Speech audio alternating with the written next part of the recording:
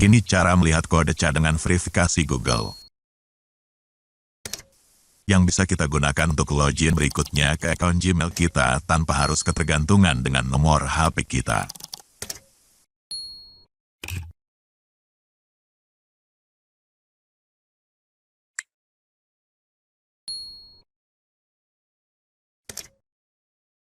Klik ikon atau foto profil kita. Kemudian kelola akun Google Anda.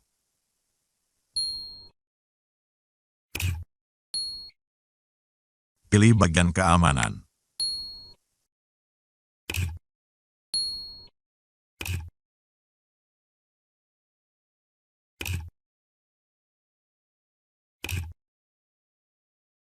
Lalu buka pada bagian kode cadangan. Nah, biasanya kita akan disuruh masukkan password akun Gmail kita terlebih dulu.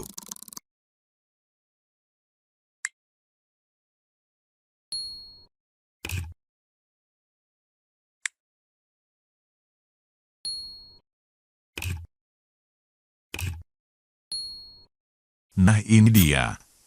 Terdapat 10 kode cadangan.